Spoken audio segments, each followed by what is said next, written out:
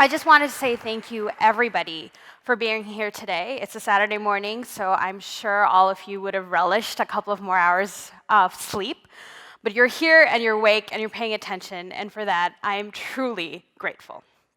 I can't promise that I will be as entertaining as Fighting Scots in action, but I will definitely try my very, very best. And to that end, I will actually start with a confession. When I first thought about coming on stage today and introducing myself and coming and giving this talk, I wanted to start with my name, with my title, with my workplace, and tell you a little bit about what I do. But I stopped because I realized that at the end of this day, you're not going to remember my name. If I'm lucky, you're going to remember how I look. And maybe if I'm decent at my job today, you're going to remember a little bit of this journey that I'm about to share. So instead of telling you my name, where I work, what I do, I wanted to start with a story. This story is set in a small mountain village in Bulgaria. My 19-year-old self is really excited to get started on her first day of teaching. I grew up in a tiny, tiny apartment in Bangladesh. I grew up studying by the candlelight because my family couldn't afford a generator when the power went out. I grew up walking to school in my only pair of shoes because we couldn't afford transportation at the time. I grew up knowing that poverty looks like a little girl dropping out of school because she has to support her family. And I grew up knowing that poverty looks like that boy running around the streets trying to sell only one single rose to make the only meal of his day and to be able to afford that. But I also grew up knowing the transformative power that education has. My father, who was now a university professor, had changed his entire life because of the role that education had played in his life. It opened doors that poverty had closed on him before.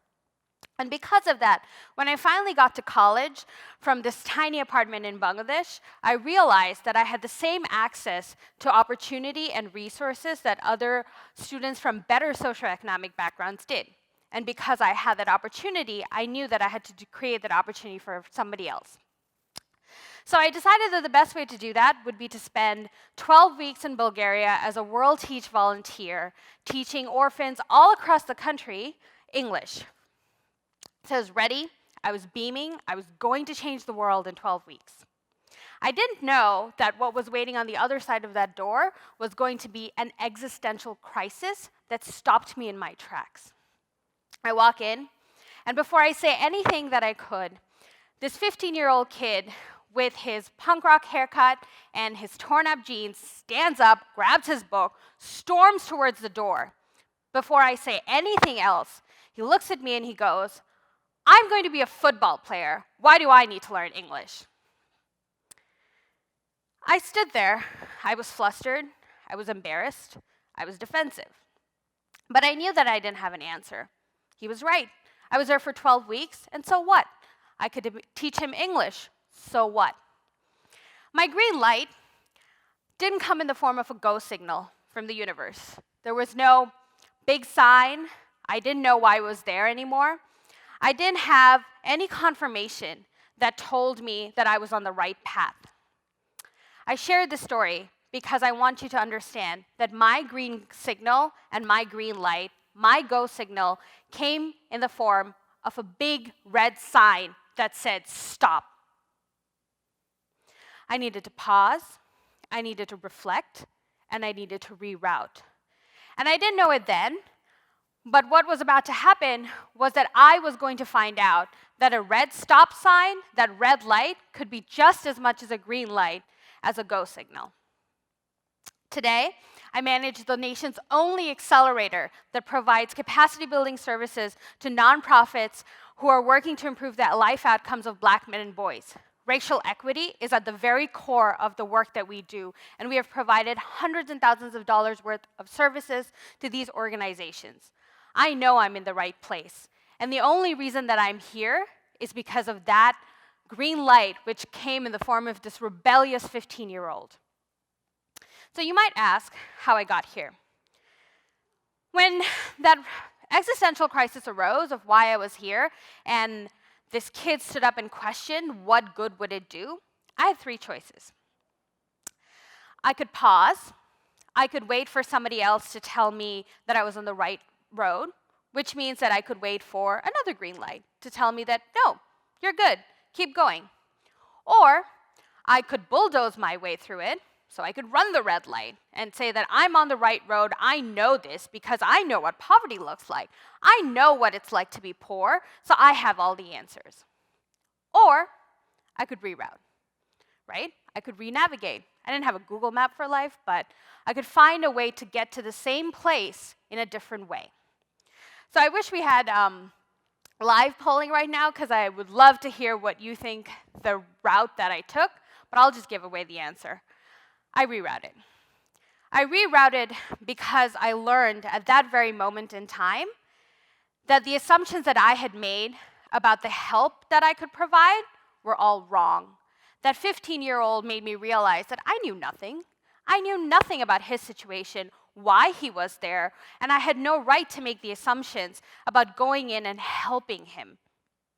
So instead, I tried to listen. I tried to understand what he thought was going to be the most helpful. I talked to him.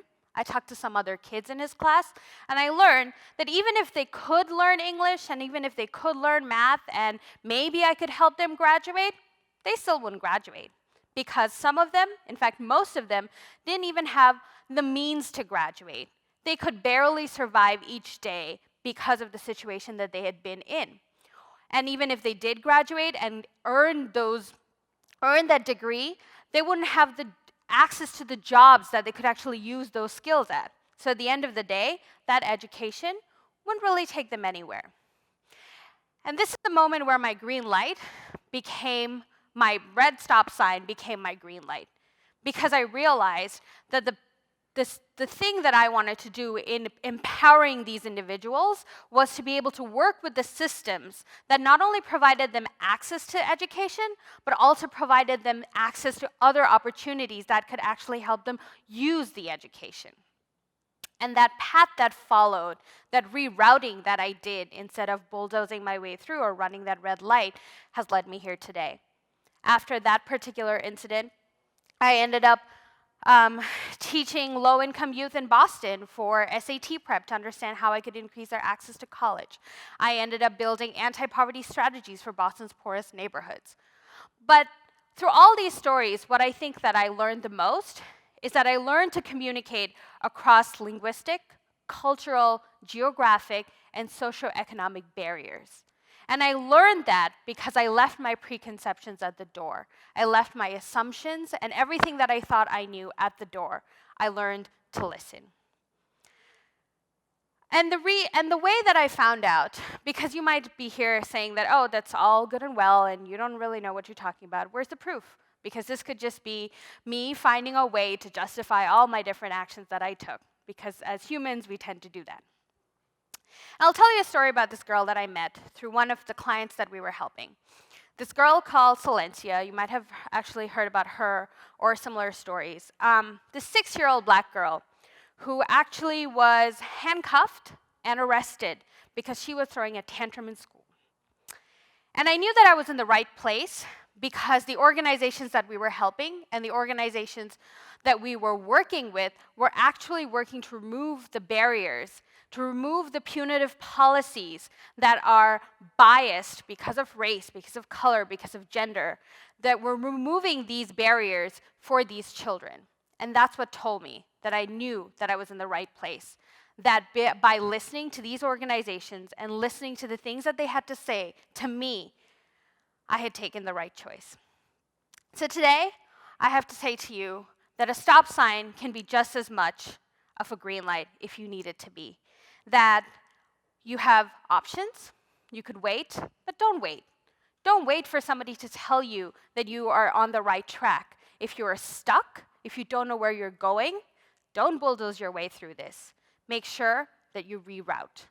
And as young leaders who are standing here today, I am asking you if you will be bold enough to turn the red sign in your life into a green light. Thank you.